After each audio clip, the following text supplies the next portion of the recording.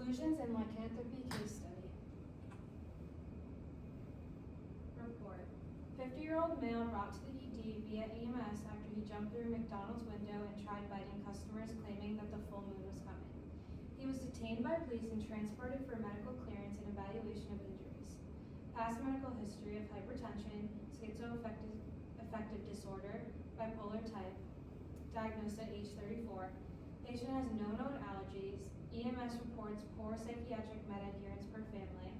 Patient is alert and oriented ×1, oriented to place, disoriented to person, time, and situation. Appears internally preoccupied, responding to internal stimuli. He is exhibiting paranoid delusional thought content, and his speech is pressured and tangential. Insight is and judgment poor. Vitals temp 98.4, blood pressure 156/100, respiratory rate 25 breaths per minute, heart rate 104 beats per minute, and SpO2 is 98% on room air. Patient not compliant with staff direction and continues to display verbal and physical aggression, including threats to harm staff. Patient placed in physical restraints awaiting provider evaluation and restraint order. Physical examination, he appears disheveled, agitated, intermittently yelling, and unable to remain seated. Multiple superficial lacerations consistent with class injury on face and hands. Bleeding is controlled. What additional questions do you have? Yeah, so I actually have a couple of questions. Do we know anything about his home meds? Like, what does he take to manage his hypertension and control his schizoaffective disorder?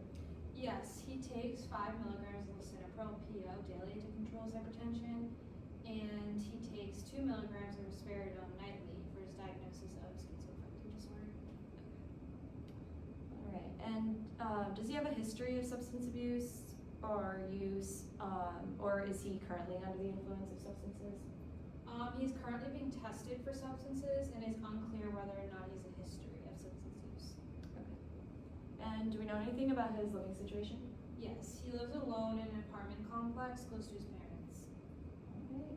Has he gotten any labs drawn, like troponin or white blood count or complete blood count, to rule out any cardiac disorders or anything? He has gotten both CBC and troponin drawn, as well as other testing that we're still waiting on. You mentioned that EMS was able to get some information from the family. Did they have anything else to say to EMS? Yes, his parents arrived to the scene after being notified by a neighbor. They saw him on all fours walking down the street where the restaurant was located, and parents reported that he has not been going to work for about a week, and he's been talking to himself more often. They state that he is similar to previous episodes that have resulted from medication non-adherence, but this episode is more extreme and rapid onset. Okay. And I just have one more question. Did he get any meds during that episode when he was taken in on first admission, like chemical restraints or anything like that? Yes, he was given haloperidol 5 milligrams IM. Okay. Provider's orders. For diet, just a normal diet. Activity, safety checks every 15 minutes per restraint protocol since the patient is currently in restraints. Diagnostics, we have toxicology screen, CBC, troponin levels, urinalysis, head CT, wound consult, obtain BAC, x-ray of hands, 12-lead EKG. And for meds, just haloperidol 5 milligrams IM stat, lorazepam 2 milligrams IM stat, and you'd repeat that in 30 minutes if the agitation persists. Diphenhydramine 50 milligrams IM stat to reduce the risk of extrapyramidal side effects. If blood pressure remains above 150/100 after medication, give 20 milligrams of metoprolol every 10 minutes if needed. What do you notice specifically from the report that is relevant to the patient's active problems? So I did notice a few specific things that I believe are definitely related to his active problems, specifically his past medical history of hypertension and schizoaffective disorder, his poor psychiatric med adherence, his orientation only being oriented to place, his pressured and tangential speech, his high blood pressure of 150 over 100, especially if, as far as we know, he is compliant with the hypertension medication, as well as his heart rate of 104, which is high, his verbal and physical aggression towards staff, as well as his agitation and his disheveled appearance are also likely caused by his current status. Yeah, so I think his hypertension is likely a cause or factor of his current high blood pressure, and his diagnosis of schizoaffective disorder is likely what's causing this episode and his behavior. His poor med compliance, specifically psychiatric meds, is likely the main cause of this psychiatric episode. This what caused the exacerbation. His minimal awareness is likely caused by his delusions that are the result of the episode he's currently experiencing. And while infection could be also a possibility, we just found out that his white blood cell count is normal, and the troponin, EKG, cardiac workup all came back.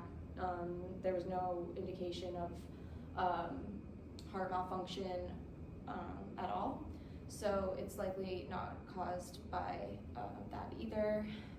His paranoid and delusional thought content, as well as his pressured and tangential speech, can be attributed to his psychiatric episode, and the tangential speech and poor insight and judgment is also specifically indicative that he's experiencing a manic episode, since his diagnosis of schizoaffective disorder, bipolar type, often causes manic and depressive manifestations. His hypertension diagnosis and agitation is likely what's causing his elevated heart rate and blood pressure, especially his agitation. His displays of aggression and disheveled and agitated appearance is indicative of ineffective coping strategies and poor medication adherence, all related to the schizoaffective disorder exacerbation. How would you respond in this situation? Well, I would start with putting him on continuous heart rate and blood pressure monitoring, given his elevated vitals. I would give medication for agitation, since it seems to still be ensuing after the original dosage he was given. I would ensure safety and remove anything that could be used as a weapon from the room. I would try to use therapeutic communication, keep my tone and the tone of my speech low and slow when interacting with him, as to not agitate him further and not make any sudden movements at the patient. And I would also try to use verbal de-escalation tactics and acknowledge his feelings without reinforcing his delusions. Okay, so moving on to reflecting, how would you indicate that the intervention was effective, and what would you indicate it wasn't? Well, I believe that things that would indicate that it was effective are a decrease in his vitals, so his heart rate and blood pressure, and also a decrease in his agitation. Hopefully also reorientation, and patient becomes alert and oriented times 4. He responds well to therapeutic communication and becomes more compliant with staff because of that.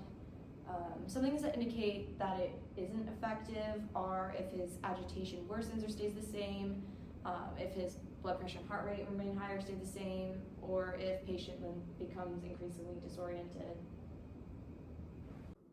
Here's a curveball. About 2 hours after the patient received medication for agitation, staff noticed a sudden change in his condition. Patient's muscles become increasingly rigid, and he is difficult to reposition. Skin is hot to the touch, and he's diaphoretic. He's developed a fever of 103.5, decrease in LOC, he is minimally responsive and increasingly confused. What do you think might be happening? What action should you take as a nurse? And what should these actions prove to be therapeutic? And what might happen next? Well, based on the symptoms presented, the patient seems to be showing classic signs of neuroleptic malignant syndrome, which is a life-threatening reaction to antipsychotic medications that can occur hours or even days after the medication is administered. And I believe that this is likely due to him taking the Halidol for agitation. And as the nurse, I should stop all medications, work on admitting him to the ICU for closer monitoring, give a cooling blanket to try to kill the fever, and most importantly, I would notify the provider immediately of his change of status. And as for how these actions will be therapeutic, how will I know that? I would know by seeing his level of consciousness slowly improve and his vitals would stabilize as well. Hopefully his fever would break and the patient's muscle rigidity would reside as well.